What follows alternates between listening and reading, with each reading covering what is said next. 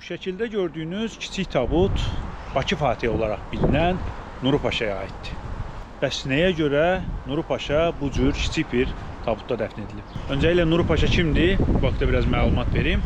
Nuru Paşa Azərbaycan xalqı üçün olduqca önəmli bir şəxsdir. Nuru Paşa 1918-ci ildə Azərbaycanda ermənilərin və rusların etdikləri soyqırımlardan təsirlənərək Qafqaz İslam ordusu ilə birlikdə Azərbaycana gəlir və Azərbaycanı ermənilərdən, ruslardan təmizləyir və 1918-ci ilin sentyabrında Bakıda ruslara qalib gəldikdən sonra isə həmişəlik Bakı Fatihi olaraq bilinir. Amma Nuru Paşa təkcə Azərbaycan üçün deyil, həmçinin Türkiyə üçün çox önəmli bir şəxsdir. Çünki müasir Türkiyənin müdafiə sənayesinin də qurucusu hesab olunur.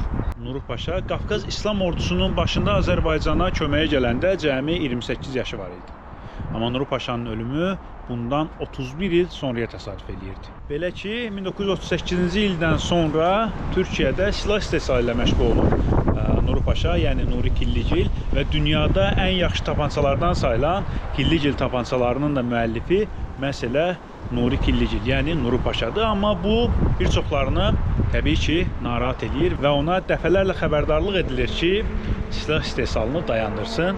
Nuru Paşa isə sözdə bunu dayandıracağını desə də, amma gizli yollarla da olsa bu fəaliyyətini davam elətdirir və 1949-cu ildə bilinməyən səbəblərdən onun silah zavodunda çox böyük bir partlayış baş verir və bu partlayış zamanı 28 nəfər həyatını itirir ki, onlardan da birisi məhz elə Nuru Paşa, Nuri Killigil olur. Partlayışdan sonra onun cəsədi tapılmadığı üçün boş bir tabutda gətirilib 20 nəfərlə birlikdə məhz burada dəfn edilir.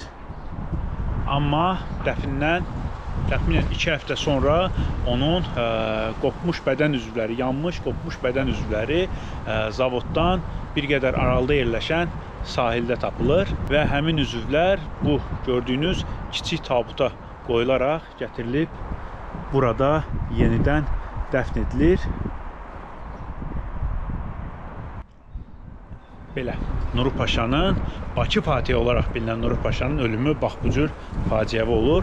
Mən isə hal-hazırda Nuru Paşanın qəbrinin yerləşdiyi İstanbulun Edirne Kapı məzarlığındayım.